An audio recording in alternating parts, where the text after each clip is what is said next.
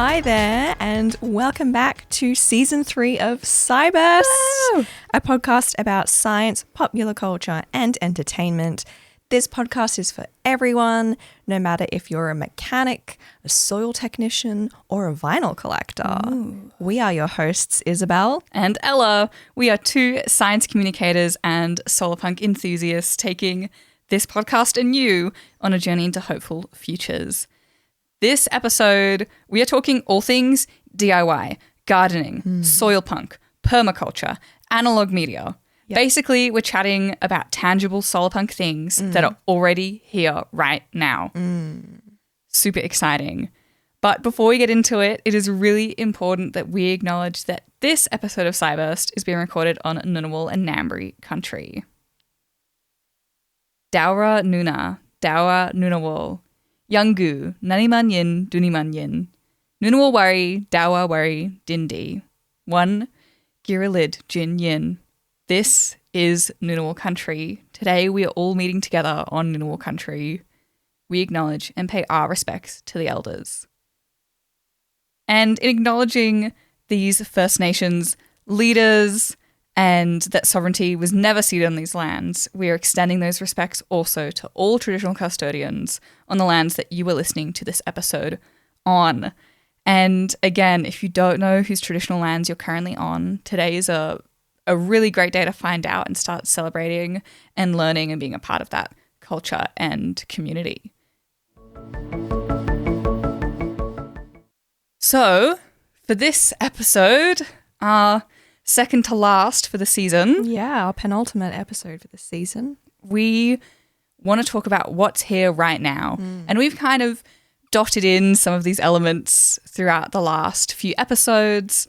You know, in all the dreaming of what could be, there's also the what is now and what is up next, what is tomorrow. But this episode is really focused on these right now elements of solarpunk. Yeah. We're talking about the current trends, habits, and goals that are really building this future. And as always, Isabel, or as almost always, we are breaking this down into 3 parts. So today we're going to be talking about gardening and permaculture communities. We're going to be talking about the return of analog media. And we're also going to talk about the DIYs that make the future right here, right now. Yeah, we are. So like Ella said right at the beginning of this episode, today it's going to be all about the tangible aspects of solarpunk that you can touch and feel already. And a lot of what we're going to be discussing are things you're probably currently doing right now in various forms. Yeah, so this we're hoping is a really feel good, acknowledge how far we are coming, we are driving, we have been driven. There's a lack of pessimism almost totally in this episode, and I hope we can leave this episode all feeling really good about where we're currently at in building the future that we want, because some of that is already here. Yeah, absolutely. So should we dive into the first part, Ella, all about gardening and permaculture? Yes. Gardening and permaculture. There is a lot to say here, but I want to kick us off with talking about guerrilla gardening. So for those of you who have listened to all of the Cyburst episodes, thank you so much. We love you. And you will have known that we've spoken about guerrilla gardening before, I think maybe way back in season 1 in our Solarpunk episode. It's something that I came across as a concept studying my undergraduate degree in a food anthropology course, which is all about people and their relationship to food and culture. And guerrilla gardening is really, really cool. It's kind of like punk, decentralized gardening movement. It was kind of born for people who lived in perhaps like food or floral deserts, seeing unused space in their communities and kind of saying, well, can we do something about, you know, this food or this nature desert we find ourselves in? And because it's kind of punk, that gives it the term guerrilla. Guerrilla gardening. And this happens in areas that people don't have explicit permission to garden in. So, for instance, in Australia, there's like rules around you're responsible for the upkeep of your nature strip that's like Yes. at the side of your house, but it's not actually your space. Yeah. So guerrilla gardening might say, what if I turn that bit of space into a veggie box? Or into, we've got a community herb garden near us. Oh, yeah.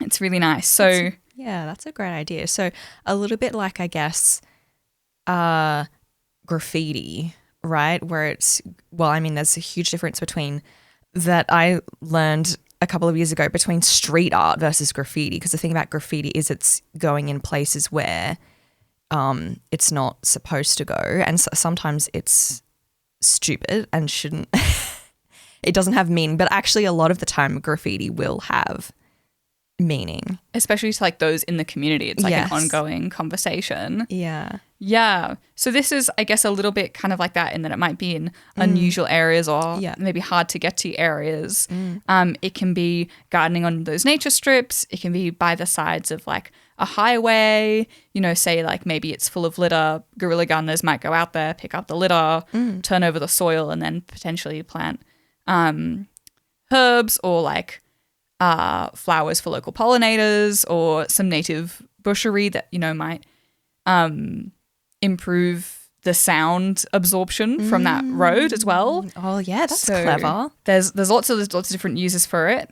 And I've seen some stuff recently in the guerrilla gardening community about disrepaired walkways or like, you know, cuts between roads, like alleys. Yeah, yeah. And yeah, many of these projects are done in groups. Some of them that I see online are solo.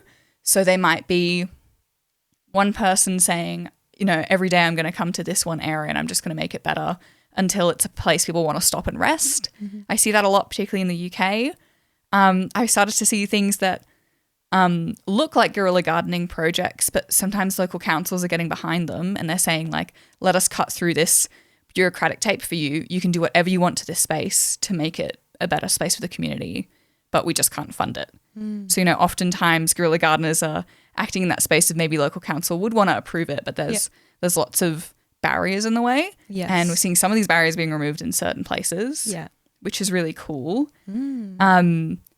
Also, sometimes guerrilla gardeners do seed bombing, or where you get like native or pollinator flower seeds and you salt shaker them as you skateboard. There's a guy online who does hilarious. that. Or seed bombing, which is where you wrap seeds up in like a recycled paper and water mix, and then you throw it into you know an abandoned lot, and then let nature take its course. So those are kind of lots of different bounds of them, but I wanted to talk about the purpose of guerrilla gardening. So often there's a very specific purpose, whether it's helping kind of like that native insect or pollinator corridor, maybe through a small community. It could be planting a local community herb or fruit or veggie garden, particularly in a food desert. So that's like an area where you have to travel way too far to have access to fresh food. It could be planting flowers for aesthetic reasons to spread joy, or even to promote community cohesion or safety. Like I would feel safer walking down a space that was well looked after, had effort put into it, and was beautiful.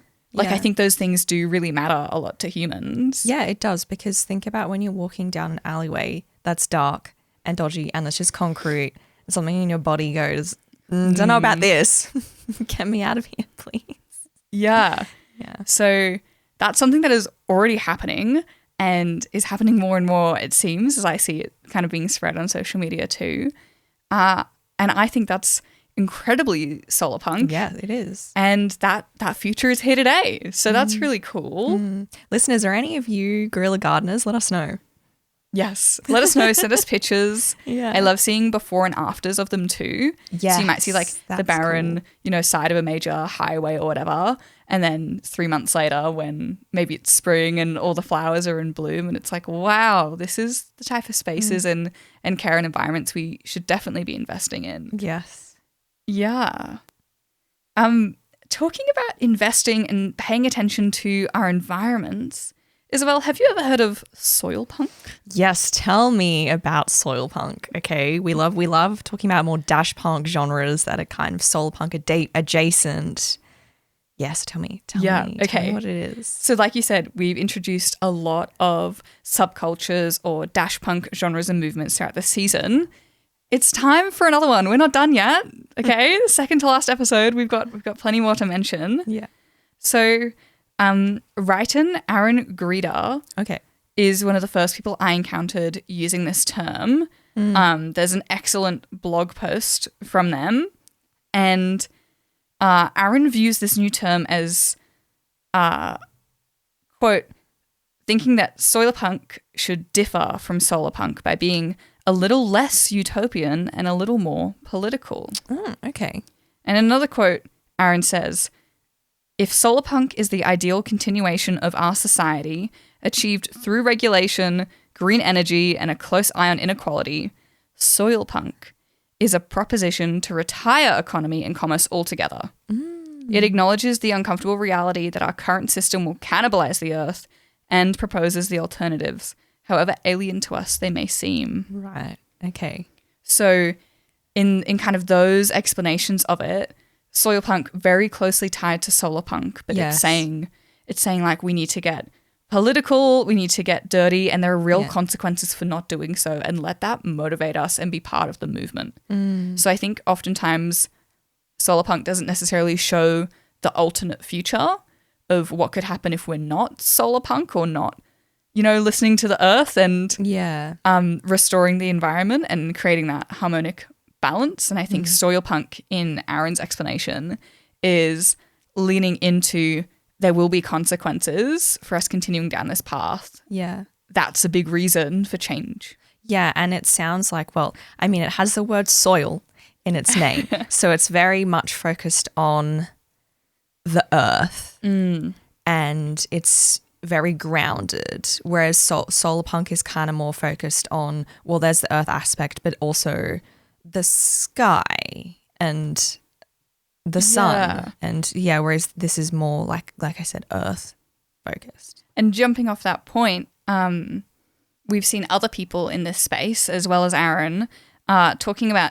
earth-rooted imagination and specifically earthbound stories. Yes. So these are stories that prioritize our world, fixing our systems and healing literally from the ground up. And kind of in what you're saying about, it's really soil, earth focused, it kind of stands in a bit of a contrast to things like lunarpunk that would have us look to the night sky, to space. Yeah. And there's that distance here between that kind of, again, another thing that's kind of sprung out of solarpunk.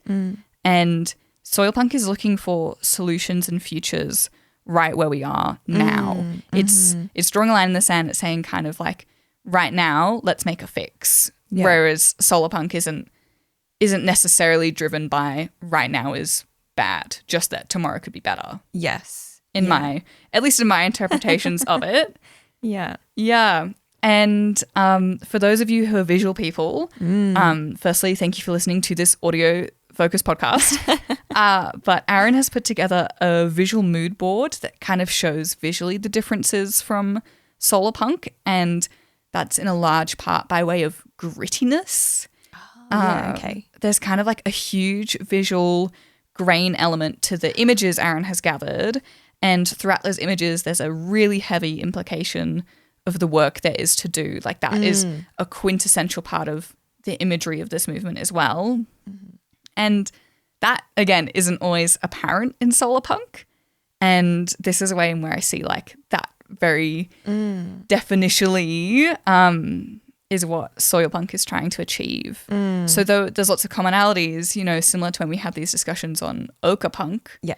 Ochre-punk could so easily be part of the solarpunk canon, and maybe it should, but ochre-punk exists to draw attention to the fact that we need First Nations positive futures. Yeah, it's drawing attention to a specific need in a solarpunk world, just like soilpunk is drawing attention to that sort of grounded, gritty, getting your hands dirty need to be part of and achieve a solarpunk world. And which, on that note, Yeah. I have a quote from a lovely Instagram post. This is from @GreenGirlLeah, who I thought she gave a really good definition of solarpunk that sort of builds on soilpunk. We're going to keep doing this. They do sound very similar, yeah. don't they? And that sort of builds on a few of those ideas we've already talked about. So I've seen her as well define it as earth-rooted imagination, and also, quote, a way of being for dreamers who don't want to escape the planet. They want to heal it. She also explains that soilpunk asks, quote, what if our brightest hope wasn't in the stars but in the ground beneath our feet? Instead of building utopias in space, soilpunk imagines radically kind, grounded futures rooted in soil, food, and deep care for land and each other. Picture rooftop gardens, seed libraries, community composting, foraging walks, food sovereignty zines, DIY tools, and kin making with the land. Handmade over high tech, collaboration over competition, craft, compost piles, library cards, dirt under your nails. And a lot of these ideas are exactly what we're talking about throughout this episode, that sort of hands-on, tactile element. Or as I mentioned in our last episode on why we need solarpunk now, that sort of idea of digging literal ditches into the future. Yeah. And I want to just draw attention to a whole bunch of things you mentioned through that quote from Leah. Things such as rooftop gardens, seed libraries, foraging walks, even food sovereignty zines. Again, these are things that exist right now. Yeah. Soilpunk is just saying, let's focus on that. Yeah. But again, this isn't, a far too off future. A lot of this is already tangible now. And I think that's really cool. And that's also why soilpunk has this place in this episode. Yeah. Although I will say some other things that I've been reading from Aaron have mentioned that soilpunk directly confronts that there might have to be things that we let go of as priorities. Yes. Like we're going to have to compromise. Yeah. And some of that might feel uncomfortable. And I think that uncomfortable, gritty, dirt under the nails is just something else I want to pull out and mention here. That's a really good point. And there's also another really important thing about soilpunk, which is how it decenters humans or challenges the idea of humans as the most important creatures on Earth, because we can do that a lot. Yeah, we like to think we're super mega important, even as individuals, let alone as a species. Yes. And I have another quote from Aaron where he says that, quote, in addition to looking and listening, soilpunk should have a heavy inclusion of plant, animal, and inanimate characters. The fox and the fish, like the soil and the sunshine, contain their worth within themselves for no one's sake. We need to be careful not to anthropomorphize nature. It persists without moral or mission outside our human realm of cognition. When we conserve and harmonize with nature, we must do it for the right reasons, not because we expect personhood, love, connection, or God forbid commercial value, but because it exists in its own right with its own role to play ecologically. And these are sort of some of the concepts we did talk about in our fables work and in our fables episode from They're kind of season 2. reversed. But yes, kind of reversed. And like in Fable, soilpunk doesn't surface level anthropomorphize plants and animals. Either it gives them the agency and respects them as humanity's equal partners in their own ways. In their own ways. It's not saying you have to be human to have value. And also we should be able to perceive value in things that we don't have to perceive through our own lens. Like we should be able to see fungi and be like, they're really cool, without being like, oh, fungi are kind of just like little hats humans could wear. Yes. We don't have to bring them into our realm to be able to understand them. We should just be able to give them value. Yeah. And I really like this aspect of soilpunk. Yeah, me too.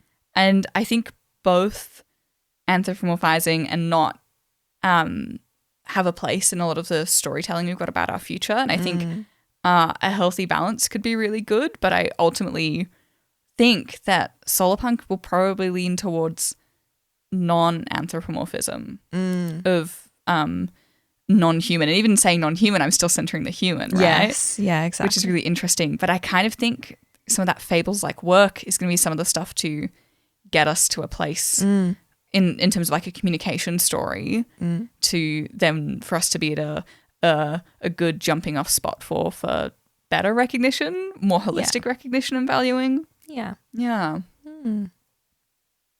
Okay, but that's really cool. Soilpunk is really cool. I have teased permaculture. Yes. And this is something that we're like, oh, why didn't we put this in our Aussie episode, which is coming up next? That's how we're going to end the season. Yeah. But actually, permaculture really has a spot in this episode. It does. So can you tell us more about that as well? Yeah. So permaculture, it's a portmanteau of, which just means a combination of permanent, the words permanent in agriculture and later permanent culture. So hence you take the perma part and then the culture part and mash them together and you get permaculture, the word. And like Ella said, we kind of talked about it a little bit in our next episode, but not as in-depth as probably we should have. So we're going to do that here instead. Here's the space. Here's the time. Yeah, but it's essentially a type of regenerative agriculture that focuses on working with nature to create efficient, self-sustaining systems that reduce energy and labor, especially systems where waste from one component can become fuel for another component, like composting. And permaculture is something that is happening now and in lots of places. And so some other examples of permaculture are things like burying wood to increase soil water retention, using mulch to mimic leaf cover on forest floors, and even collecting rainwater for reuse as drinking water or water for livestock or water for irrigation and lots of other purposes. And the reason why we were like, dang, we should have talked about it more in our next episode is because this concept actually came about here in Australia, in the state of Tasmania in the 1970s.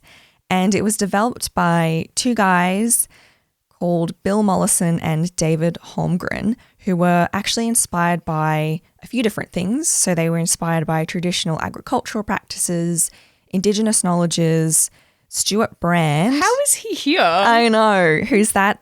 Biologist and editor of the magazine Whole Earth Catalogue, which is a counterculture magazine. And that's the one that coined the term the big blue marble of like the view from the Earth from space. And that was like one of their first covers. Yeah.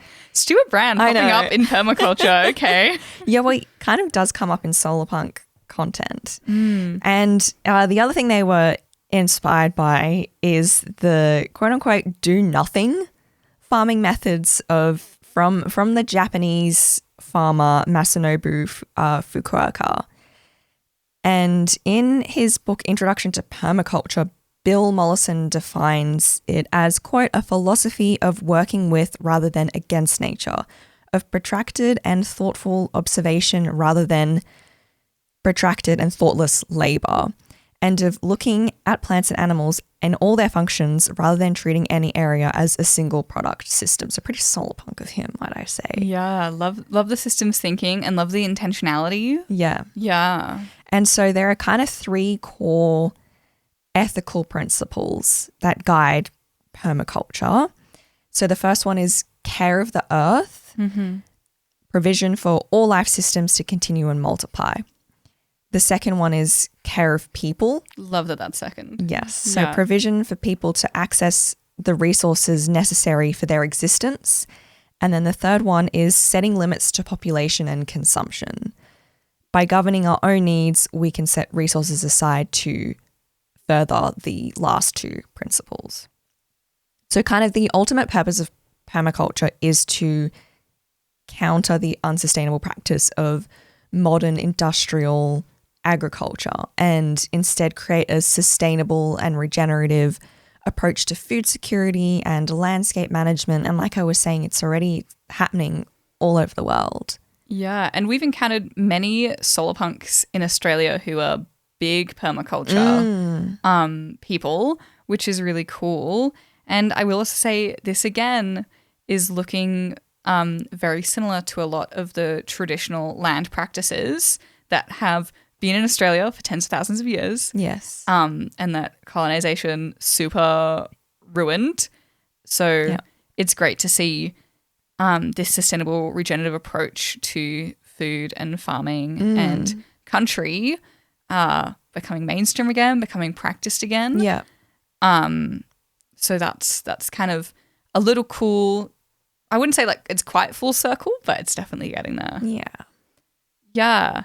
And talking about, this very considered resourcing of farm land and produce and agriculture.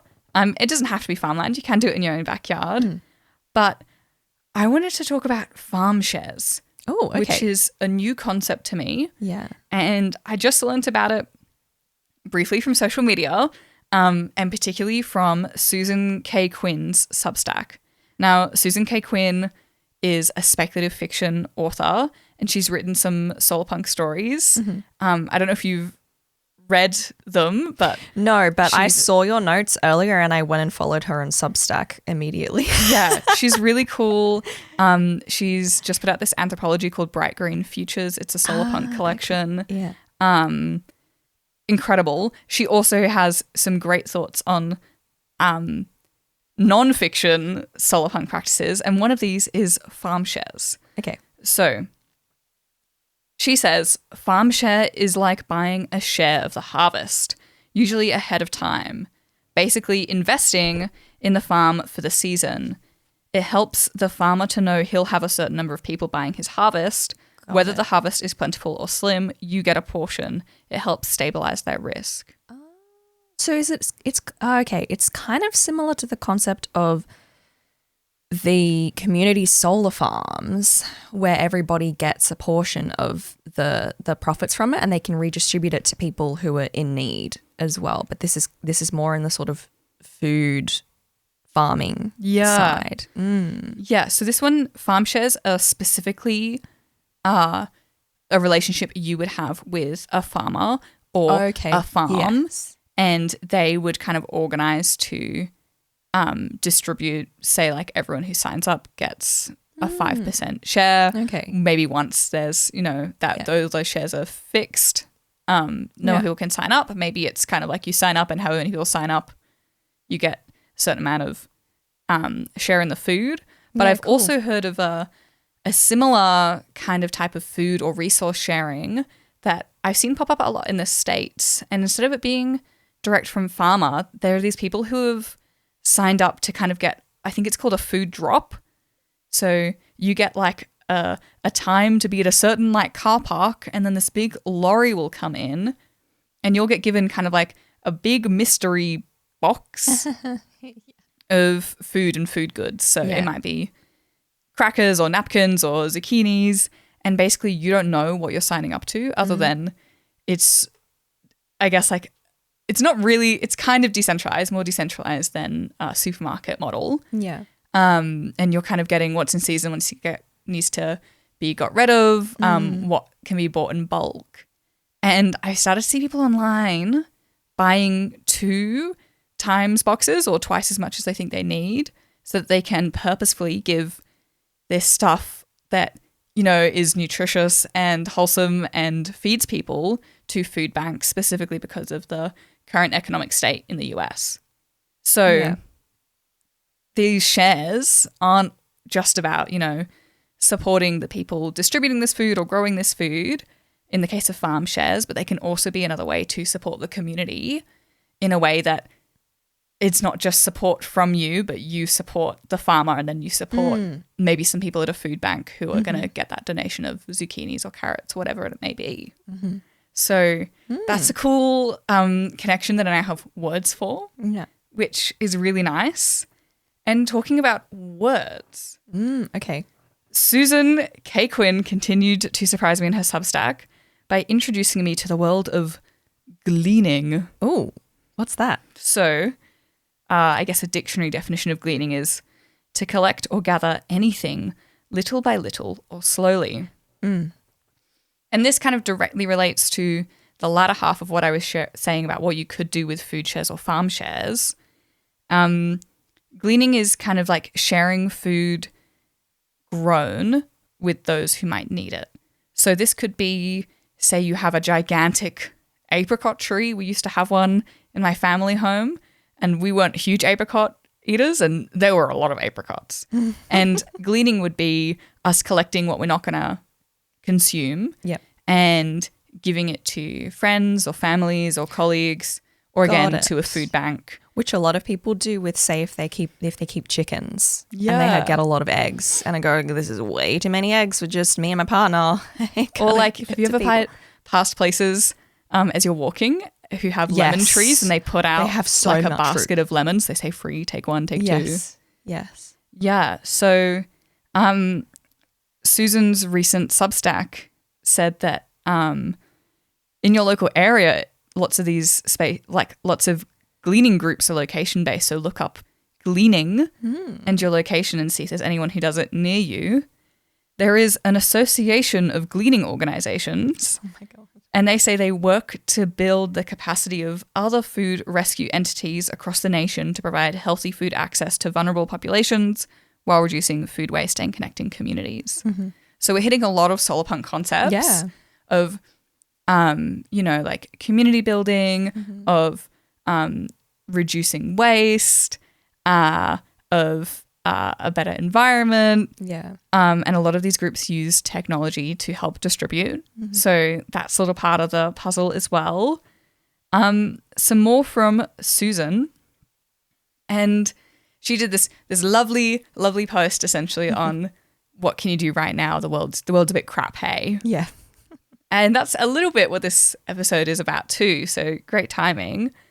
But at the end of Susan's Substack piece, she says, I started out talking about gardens, how our reflex in this capitalistic hellscape and time of uncertainty is to turn to self-sufficiency or some fantasy of being independent of the chaos in the world. This is understandable, but the exact opposite of what we need to do, which is to lean into community building, understanding where food and other goods come from, seek out and find the circular economy already humming along in our backyard and build resilience together. She says, you won't solve the world's problems by changing your mindset about consumption, but you can use the chaos as an opportunity to build something better right where you are. Oh, yeah. That's really lovely. It's really cool. And I think, it kind of captures, maybe why we start off with guerrilla gardening and then all the way down to these food distributions, which is so fun that her Substack also mirrored that, because I only found that late today.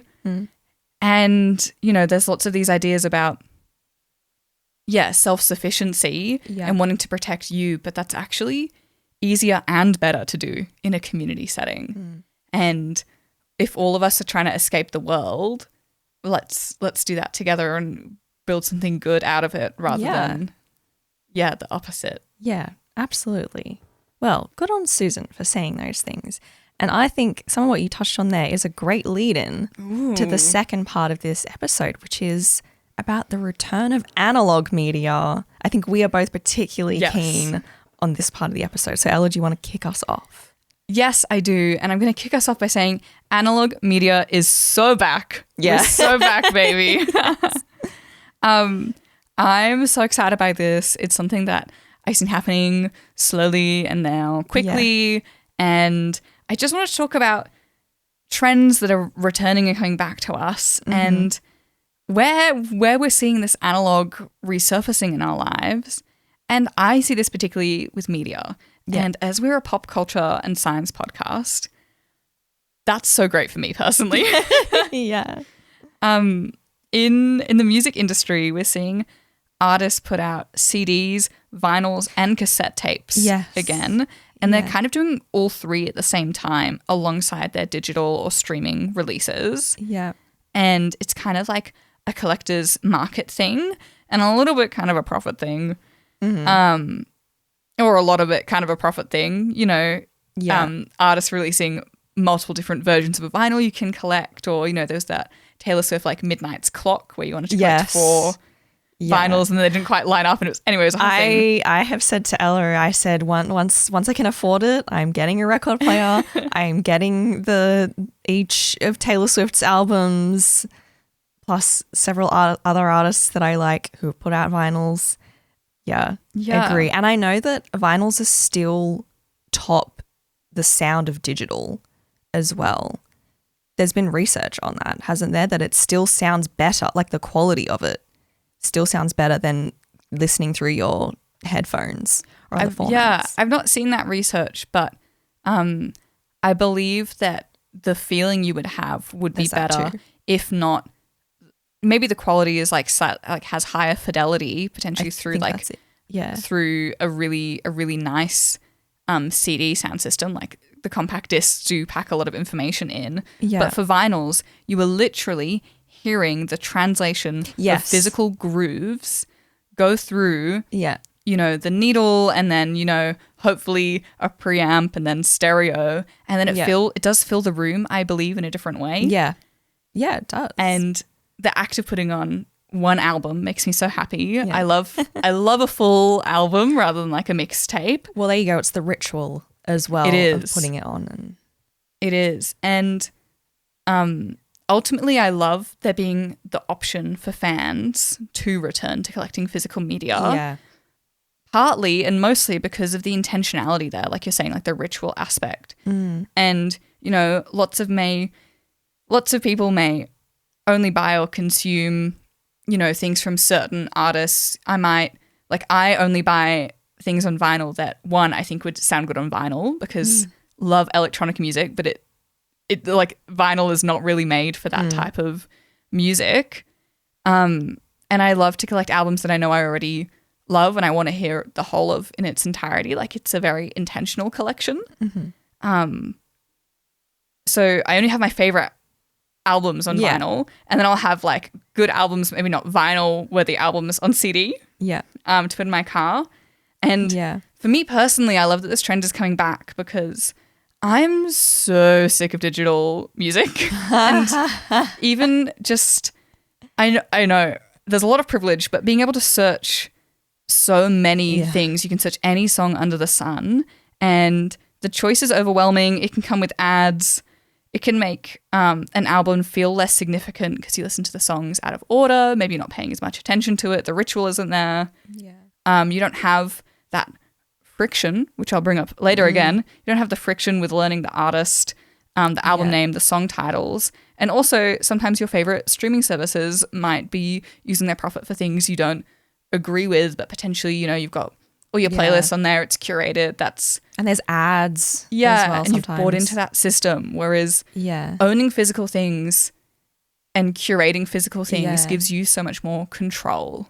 I was going to say something similar about how I feel about books, because I'm someone who still, and I do have a Kindle and will use that occasionally, but I still prefer having the physical book, and it is partly that sort of the tactile element of feeling like because I'm, you know, holding the book, I'm immersing myself more in the world as I like flip the pages. But it's also that I say this a lot to friends, that I feel like every physical book that I buy represents a moment in time in my life too, and they sort of hold all these memories about that too. And so every time I look at my bookshelf, I go, oh, when I read that book, it was when I was doing this thing. When I read that book, it's when I graduated high school.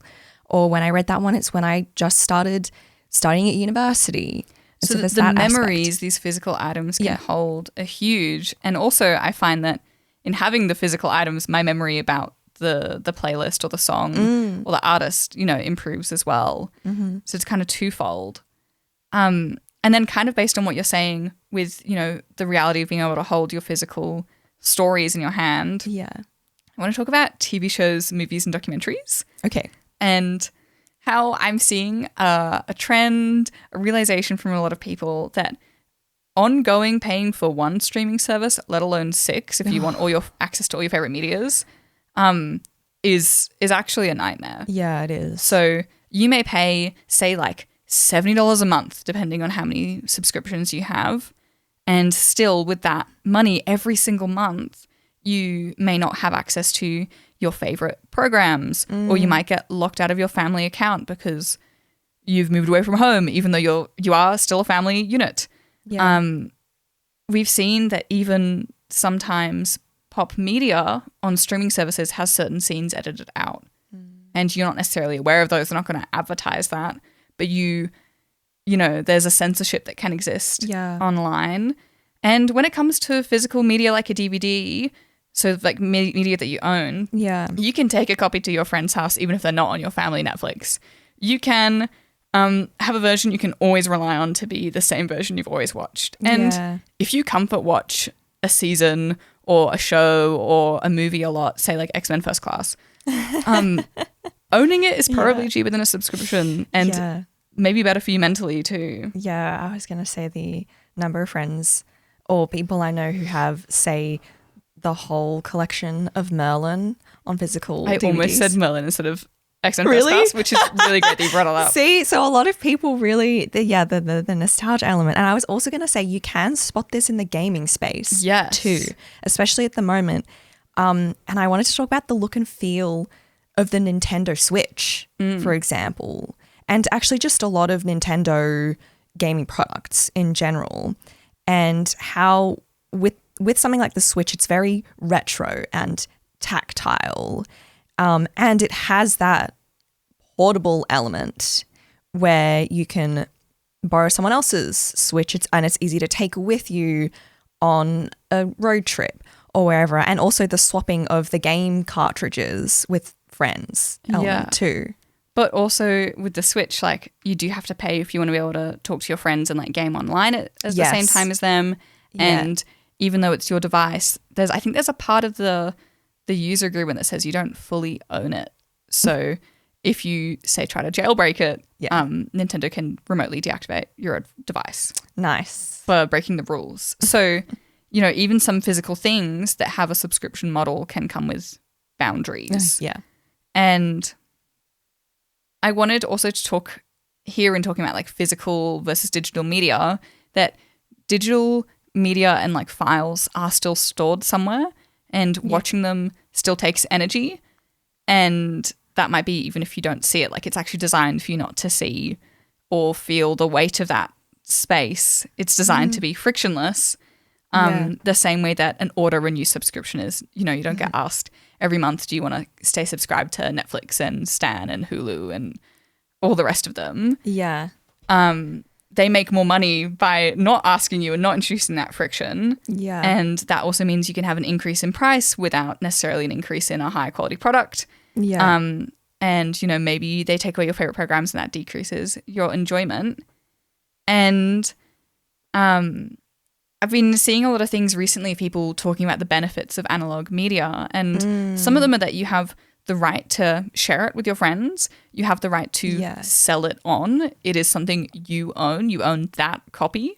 And it's also something you can pass down. Like you can't pass down a Netflix subscription without someone continuing to pay. Whereas my DVD copy of X-Men First Class, I could give to my beloved friend Isabel should I pass. And, you know, that's something that is then hers. Yeah, like with books as well. Yeah, it's the same. This just made me think of something else too, which it still has the subscription model, but a ritual that we've lost of going to the video rental store. The place of magic and childhood. Yeah. No, it was really big. For me, growing up, we would ride on our bikes to the store.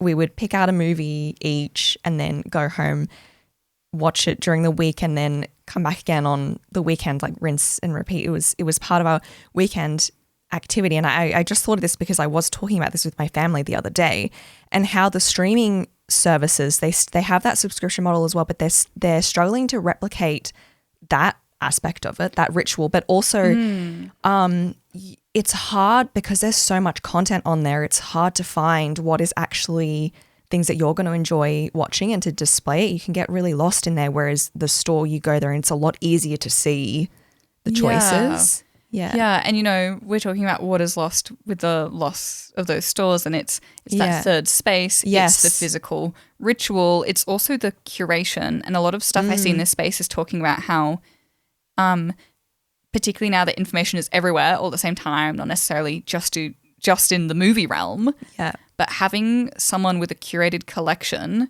becomes so much more important because that's the very thing that most people don't have access to. Yes.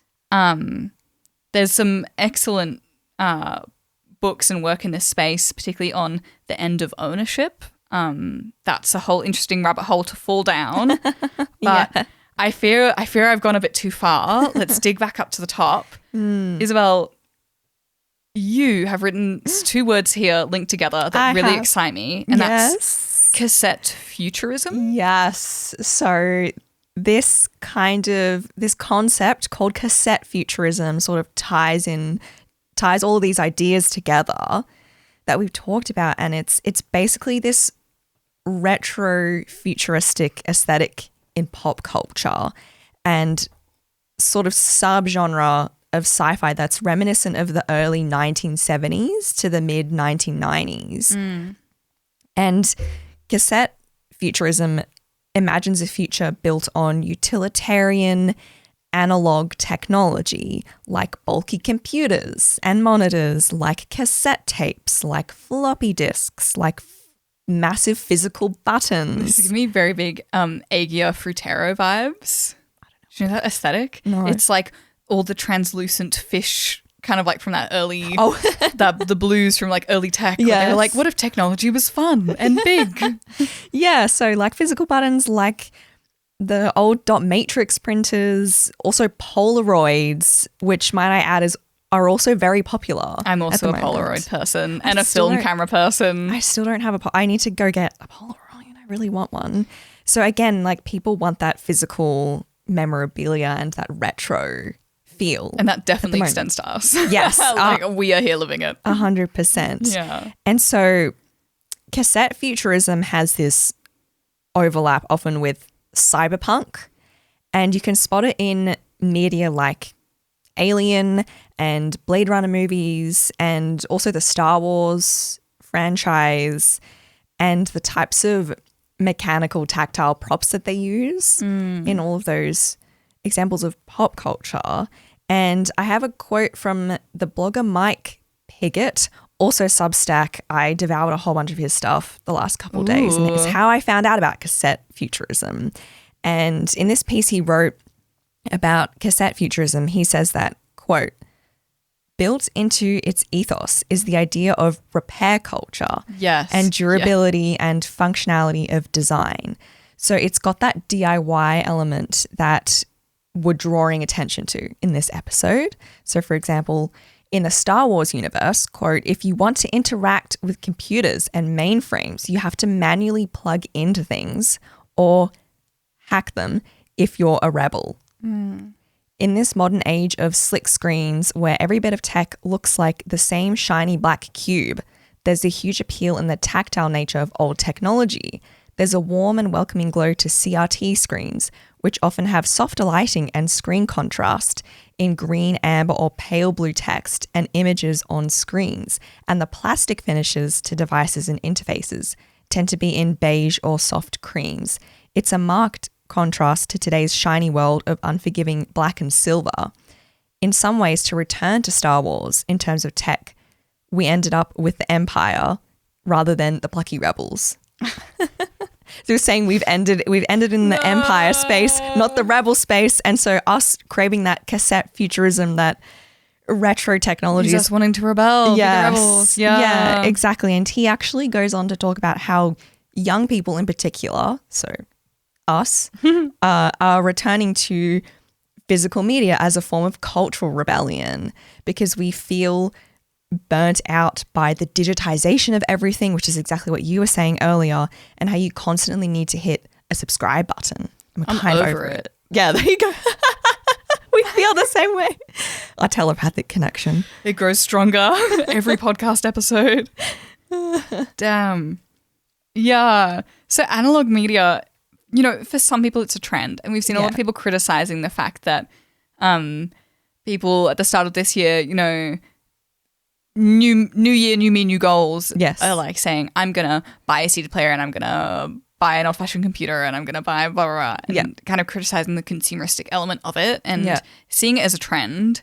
But others, and, maybe there's some good things there where some people can incorporate some more analog elements, like you don't know if you can't try. But for a lot of people, this return to analog media is a meaningful turn or return to a slightly slower life. Yes. A life where you have your favorite media curated, where decision fatigue is lessened, and we have more intentionality with our watching patterns. We're not just going to get home after work, feel like we've had such a big day, and tune out to the world by watching something we don't really care about. It's more about engaging thoughtfully with things. Mm-hmm. And to engage thoughtfully with things, you've got to have a bit of friction. Yes, you absolutely do. So thanks to that so excellent segue from me, it's like I planned this whole bit. I want to talk about friction maxing. Yes, please tell me what this is. I have not heard of this before.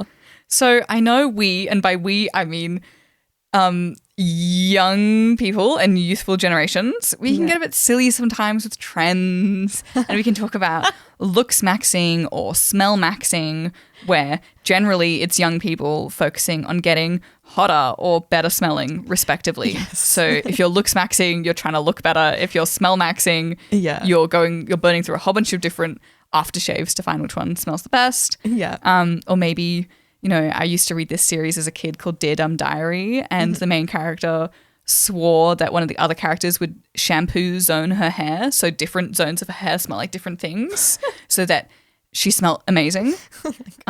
So that would be like a smell maxing, maybe a shampoo maxing kind of thing. But let's talk about the real backing to trends like these and why a current one is friction maxing, which again is one of the best things I've ever heard, and try to get me to shut up about this. Anywhere I go, if you're my friend, watch out. We will be friction maxing together. So I see this trend kind of emerging under other names. It could be, from the analog media trend. It could be slow living. It could be cottagecore. It could be solarpunk. It could be soilpunk. But friction maxing at its core is about reintroducing friction to our lives. Our lives are so frictionless. There are so few barriers to things that perhaps there should be barriers to. We're kind of losing a bit of intentionality. Yeah. Sometimes we're not making decisions about things maybe we should be. Like, are we going to pay another $40 of subscriptions this month? Introducing friction maxing. So, Dr. Lilia Ladowski recently wrote on the subject of friction maxing for the Washington Post from her background as a neuroscientist, and she talks about how doing difficult or inconvenient things can benefit your brain. Yeah. So actually, when you're an active participant, when you're thinking things through clearly, when you have the time and the space to acknowledge moments, that they don't just pass you by, when you're seeing them as abnormal, you're seeing the barrier, you're putting in work to overcome it, your memory improves, maybe you view it more positively. And she advocates from her position as a neuroscientist as to why we should friction max, as to why we should not let everything be seamless. Like, we're here to experience the world. We're not here to experience screens, let's be honest. Yeah. There is so much more to the world than that wonderful piece of technology we have created and then subsequently put everywhere. And this trend is all about looking at our frictionless world and purposefully adding more friction back in. It's not saying needlessly put friction into all these places where there shouldn't be friction. But, it could also be saying for things such as when you're doing online banking, adding another verification step, increases your security, increases maybe your knowledge that, you're going through with buying something perhaps online. Do you want to go through, so it makes that experience more secure, and maybe there should be more friction in spaces like those. Absolutely. And it's probably, I can see how it can also be a little bit about engaging with people who might disagree with you as well, and sitting in that Productive discomfort? Yes, those are the words I'm looking for. The productive discomfort, which is, I saw your eyes and I knew. yeah, which is something that's really important to me and to you, I'm sure, as well as science communicators, and engaging with that. And when you have that feeling of, oh, I don't know about that, sort of exploring that and friction maxing it. Yeah, because, you know, even as a non-confrontational person, which I do think I am, despite my very strong views in, you know, in podcasts like these, I think asking someone you disagree with, like, what they mean by that, you know, done in a respectful way, that can lead to such a good conversation. And I think I'm a bit scared, and I think culturally our generation is a bit scared, to be honest, of conversations like that. We've kind of been raised to think it's disrespectful. Yeah, absolutely. Because it's something that I find sometimes talking to people who are our age as well, because I go, geez, I think I disagree with them, but if I say this thing, I don't want it to blow up, and, you know. Whereas engaging that way is actually a form of respect. It's saying, I don't think I agree, but tell me more. Yes. Yeah. Yeah. And I was, after reading these notes that you had here, and this idea of like friction maxing and doing difficult or inconvenient things or uncomfortable things, reminded me of that 2025 meme, of that quote from Austin Butler, where he's doing that podcast on the subway and he goes, embarrassment is an underexplored emotion. And it's because embarrassment we want to move away from quickly, right? But it's so true. Like, maybe we need a bit more of it. Yeah, exactly. And I think that's part of what the friction maxing is drawing from, and what Austin Butler and what friction maxing is kind of saying is that argument that we need to embrace the discomfort and the cringe and the fear of looking foolish. Yeah, because it's actually a lot better for our personal growth. Yeah. And have you seen, or like, you know, there's a lot of, the internet's changed a lot. Yes. And before you could post anything and people, you know, were a lot more carefree with what went online, and now particularly younger generations, we're going for a very curated look. Like, our Instagram feed has to be 20 carefully chosen photos in our dump that look curated but not too curated. Like, you can't be seen as trying too hard as well. Yeah. Actually welcome the return of cringe, and me too. and not caring what goes out on the internet, because it is important, but also this is supposed to be a fun place. Yeah. Yeah, definitely. I do feel like sometimes people have forgotten about the fun element of it. And speaking of that, I'm going to one-up you. I know. Isabel saw my my friction maxing and she was like, but wait, there's more. There is more. Let me introduce everybody to something called Nonna maxing, which is something that I read this morning, and I was like, this is excellent, and this is perfect addition to our podcast episode. And it's basically this concept of maximizing your lifestyle to live like an Italian grandma. So it's this idea that adopting the daily habits of an Italian nonna can help you live longer and make those years feel like something very special. So it's about walking more, eating better, healthier food, staying connected to your community, drinking your coffee or tea without also answering emails at the same time. One thing at a time. Exactly. We'll get there when we get there. Exactly. It's also about wearing sundresses and making your own pasta sauce. And of course, knitting and crocheting. Okay, a little sprinkle for what's coming next. Yes. And so I think all of these things come back to that Solarpunk, that tactile Solarpunk element, that DIY element. And one Italian nonna, her name is Licia Furtz. She's 96 years old, based in Viterbo, Italy. She told a magazine recently that her philosophy is very simple. It is, quote, never think of yourself as old. You are born young. And she talks about how she gets dressed every morning, puts on makeup, wears cheerful colors, whether she's leaving the house or not. Love that. Because, quote, presenting yourself well is an act of self-love, no app required. And another thing, I'm tired of apps. Yes. And like how you had that neuroscientist who sort of talks about friction maxing, there is a psychotherapist, Jonathan Alpert, who explained that non-maxing resonates because people are genuinely exhausted by hustle culture. And he said that, quote, a lot of younger people are burned out by the pressure to constantly optimize themselves, be productive, and turn their lives into content, which is exactly what you were just saying. My life isn't content, actually. I'm here. I'm living. Yeah, fully. And he also says that the appeal is, quote, the fantasy of a life that feels grounded, warm, and unhurried. And this is really tied to some of the stuff you were saying, Ella, in our last episode, Why We Need Solarpunk, about those links between slow living and cottagecore, trad wives, and solarpunk, because it comes back to that craving for something else. Yeah, we're all aspiring to not this, and those are just different ways of trying to express how not this we want. Yeah. Wow, I've just realized that we're about an hour in, and we're about to get to number 3. And I just want this to be a sign to not only Isabel and I to speed up, but to everyone listening that we're talking about stuff that is here right now. Yeah. Like how good that we're only 2 out of 3 in because there's so much solarpunk in our life right now. Yeah.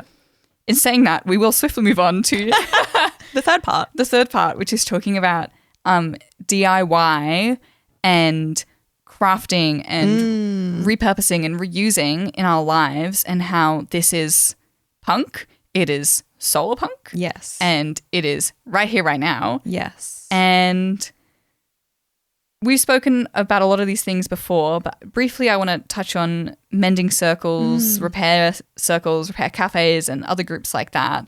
And just outright, once again, say repair is revolutionary. Yes. It's smart and it's savvy, and I think it should go back to the status quo. And I wanted to bring up 2 things I've seen a lot recently. One is this guy on the internet who shows all the ways his one blue plastic laundry bucket / basket has been torn, and then he's repaired it. Wow. And this is like a hard plastic bucket that should be watertight that is not. And you know, he's like punched holes in it. He's repaired it with zip ties, cable ties, string. And all he does is he talks about how much life there is left in it. Even when, you know, from a stereotypical person living in Western culture, you might look at that and you'll say it's done for. He consistently resists that notion. Yep.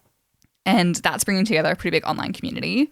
Another big online community I see is that on the visual mending space, which is this kind of like style of clothing and fabric repair where the stitches being visible is part of the artwork. Yes. A little bit like that, I think, kitsunage, the Japanese style of repairing something broken with gold because the cracks make it more valuable. Yeah.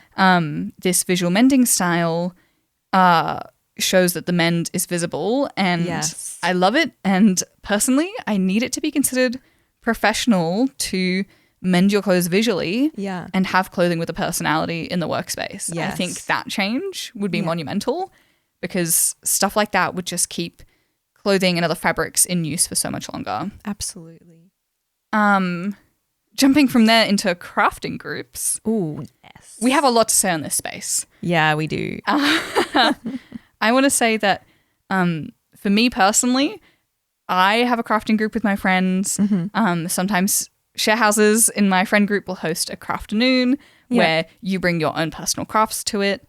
Many people bring ongoing projects. Some people start a craft project to exist in that social space and catch up with friends. Sometimes people will bring items they're mending, even though it's not necessarily a mending circle. And it's really great because oftentimes these hobbies can feel so isolating and singular and insular. Yeah. And they don't have to be. So I think it's really solarpunk to do resistive works, because repairing and creating, I do think, is often an act of resistance with community. And you know, we've done arts and crafts things before. Like a lot of the time that's how we connect as friends, just being in like our own space together, doing something fun and physical often. And even with our live podcast, we've encouraged people to bring their quiet crafts to that.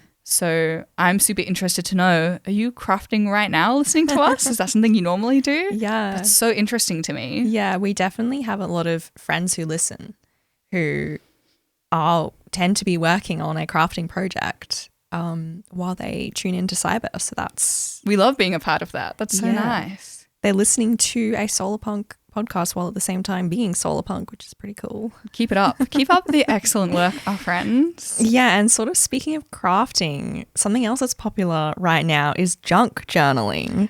Which I love. Yes, which is something that I personally like to do at Ella's crafting parties. That's kind of the activity that I bring to those, and it's very Solarpunk because it's about creating art out of waste or using things that you'd usually throw away as a keepsake.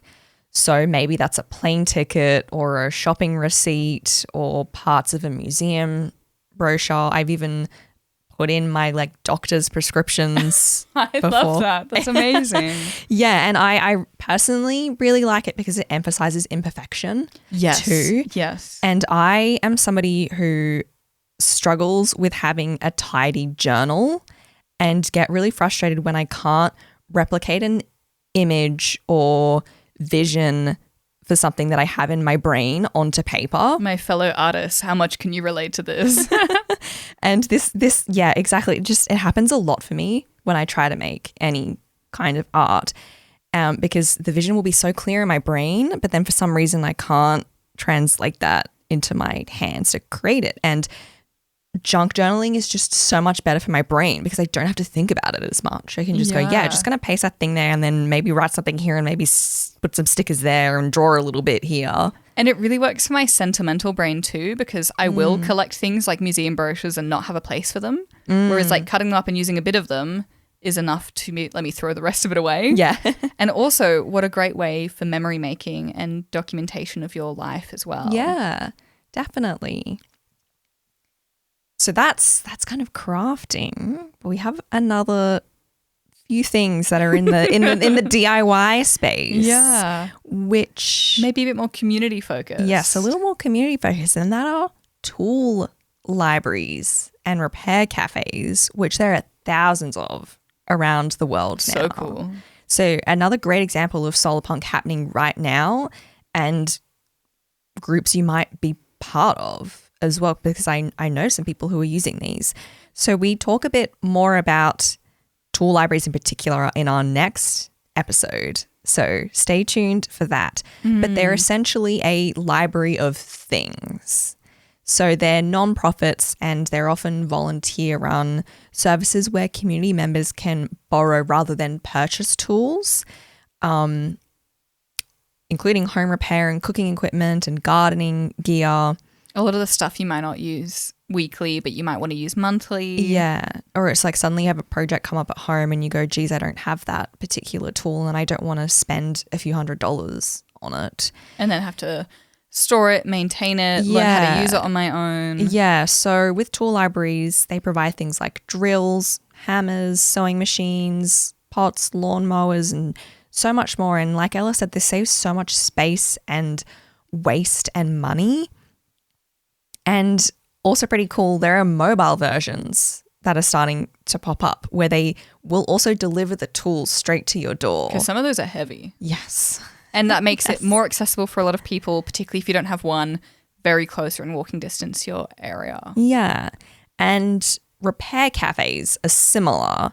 So they're free meeting places where volunteers help residents fix broken household appliances, including things like clothing and furniture and electronics. And this again helps prevent waste and reduce landfill usage and also teaches people repair skills.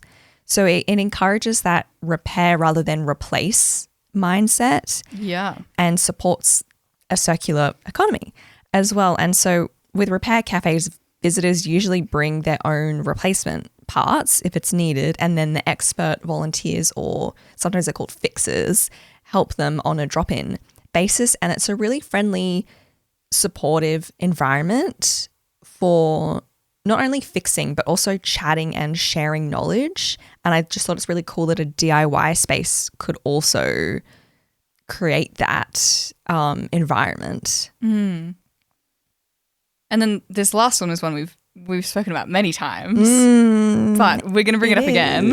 It is. Because it's so cool. And that is street libraries. I love a street library.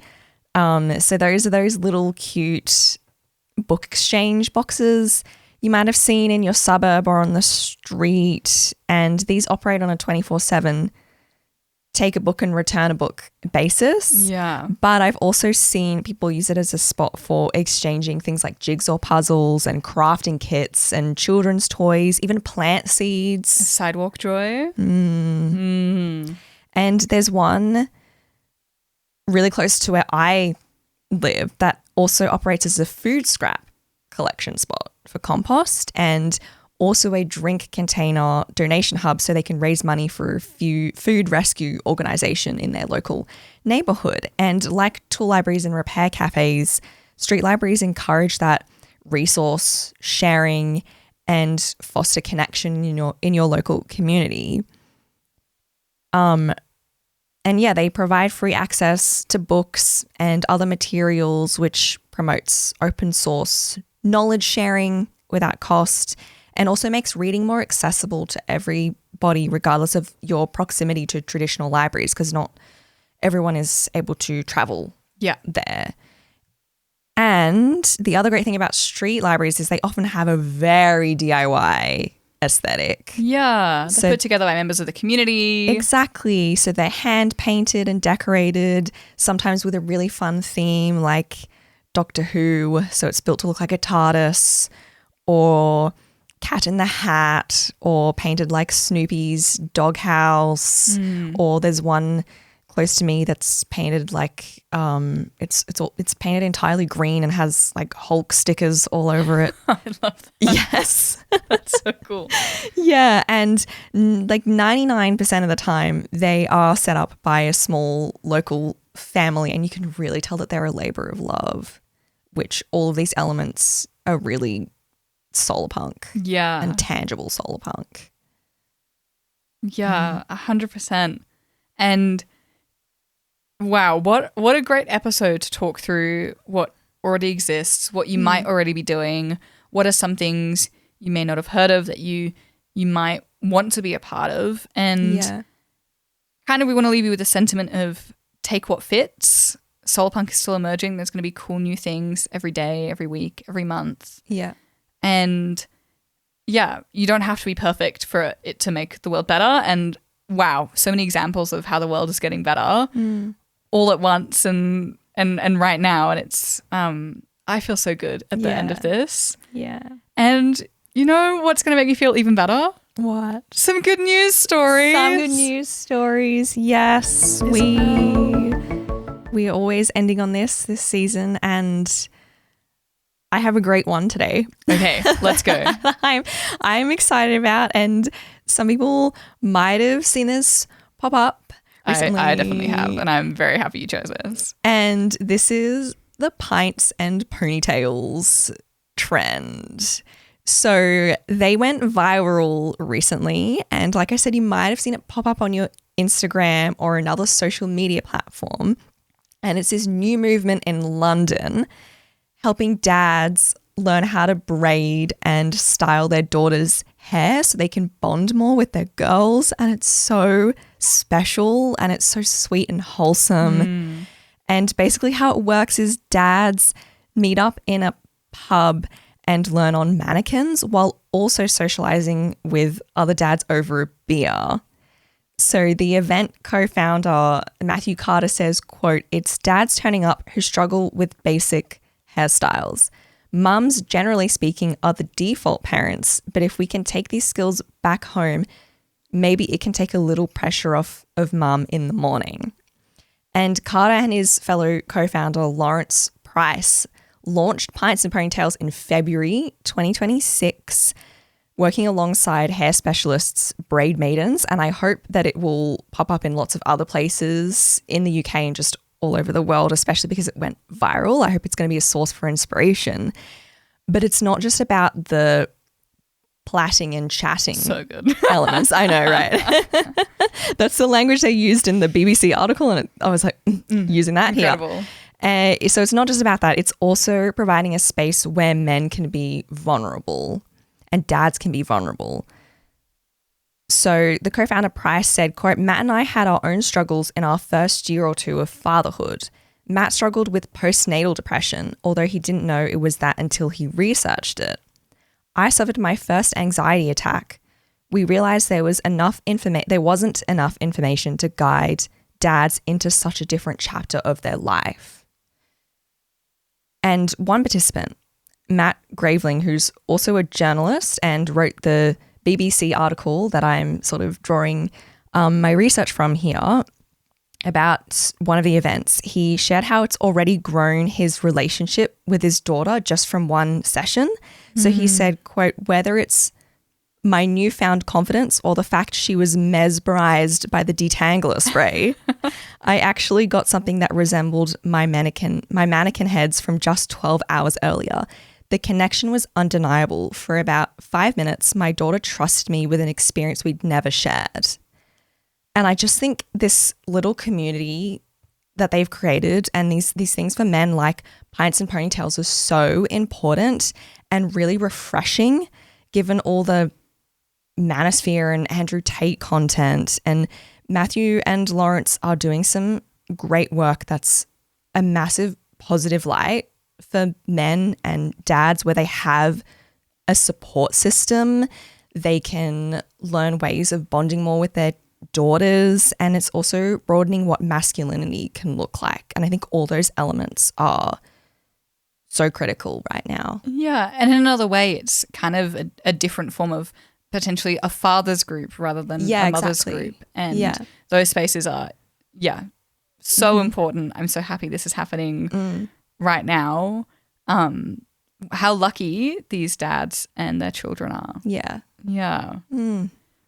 Oh, you know what, Isabel? What? That story is out of this world.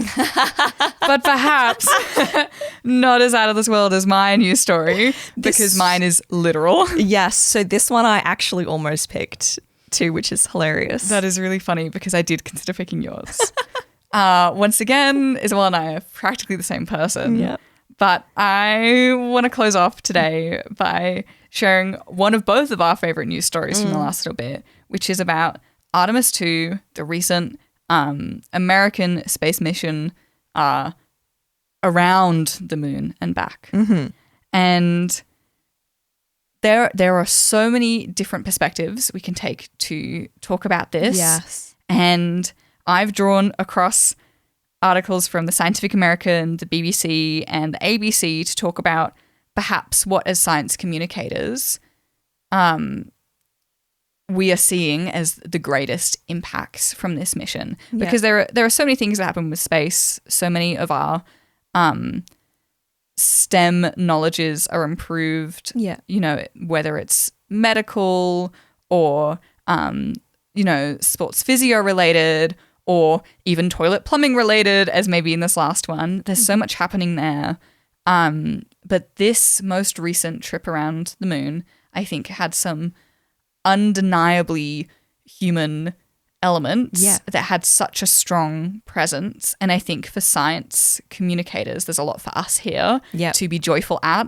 And I wanted to share that moon joy with everyone. And I wanted to start off by talking about the dreaming and the futuring and the visions we can glean from Artemis 2, starting off with the overview effect. So seeing Earth from outside it, which is why when you mentioned Stuart Brand earlier, it's like it's all connecting. Yeah, I love the overview effect. Yeah. So Artemis 2 mission specialist Christina Koch explained, the overview effect is when you're looking through the cupula and you see the Earth as it exists with the whole universe in the background. You see the thin blue line of the atmosphere, and then when you realize you're on the dark side of the Earth, you actually see this very thin green line that shows you where the atmosphere is. What you realize is every single person that you know is sustained and inside of that green line, and everything else outside of it is completely inhospitable. You don't see borders. You don't see religious lines. You don't see political boundaries. All you see is Earth, and you see that we are way more alike than we are different. And that quote is taken from a NASA website. And I think that and the mission as a whole really speak to the importance of human perception, of having our emotions in the front view. They don't have to be devoid from science or rigor or data. They are another form of, collecting information. And I heard that apparently the Artemis 2 astronauts were trained in photography before their mission. Really? Because the arts and that form of communication was seen as mission critical. Wow. And, I think there's something we can learn from that. Yes. And there's something we can learn from almost every aspect of this. The fact that you can go and look at the menu from this mission and you can see they had 5 different levels of hot sauce and it took into account the astronauts' preferences and food combinations. I have heard people talking about how if that was not mission critical or necessary, NASA would not have done it. They would not have spent the time, the money to transport, all those different food things. And it's actually critical to performance. Yeah. And humans and food and culture are so entwined. You can't really take that away and have the best result. So, NASA is taking into account culture when it comes to what can you possibly fit in this rocket where every 100 grams is critical information and is critical space. And photography is a critical skill, and the human eyes actually seeing the dark side of the moon, that is mission critical because our eyes can perceive so much. And this overwhelming sense of hope and future science and art aspirations, and everything is about togetherness and teamwork, and it's so holistic. And oh man, there's just really so much we can talk about. One of the achievements was that there were 3 planned course corrections for Artemis 2 to take on its way to the moon. Only 2 of the 3 were needed. No, 2 of the 3 weren't needed. Wow. So only 1 of the 3 course corrections was needed because it was calculated so precisely. Yeah. Like, how's that for human innovation? Yeah, I heard the landing was also calculated super precisely too. Yeah, they landed almost exactly where expected.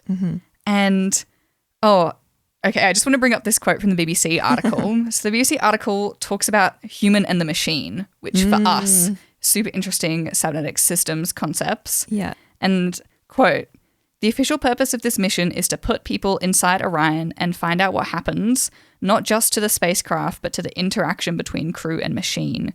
What has unfolded is precisely what was anticipated and precisely what could not have been learned in a simulator." Yes. Yeah. And then this article goes on to say, space programs that cannot generate genuine, unscripted human emotion do not survive long. So I wanted to talk about, as science communicators, the science is undeniable. The human element is undeniable. The arts is extremely there and important. They did great jobs fielding questions from space, which I still can't get over. They were talking to us from space. I know. Them as science communicators, and almost they came back from it with that overview effect of being so pro-human, pro-teamwork. There's so much we can learn from that. And I really mean that in the broadest sense. Yeah. So that's 100% my good news story. Yeah, and that's a great one. And like you said, there's just so many elements from that we can learn, and so much of it that's just great news. And I'm sure I'm going to have missed a whole bunch of things that I wanted to say as well. But how good is that? Yeah, and I think that's such a great story to wrap up this episode on. No, not the end. Not the end. We're at almost an hour and a half. Okay, we gotta stop. We gotta stop. But thank you everybody who's listened the whole way through. Yeah, and if you have listened the whole way through, you would have heard us mention that we've already recorded the next episode. Yes. So this is actually the final episode we're recording together for this season. It is, yes. And the final episode we're recording together in person for a while. Yes, it is too. So new things are coming to Sideburst, some big changes, but we will be returning. Yep, some new content and different formats. So please stay tuned. But don't worry, there's one more episode after this. Yes. And of course, we're going to leave you with some questions. Yes, we are. So listeners, let us know, what ways do you currently live a Solarpunk life? What areas have we missed here? I'm sure we've missed some. Absolutely. And also, what's your favorite Solarpunk DIY? Yeah, let us know what projects you're currently doing, what you aspire to do. Through our socials, let us know at @sci_burst or via our Gmail, sciburstpodcast@gmail.com. And as always, stay nerdy and we'll see you next time. We will. See ya.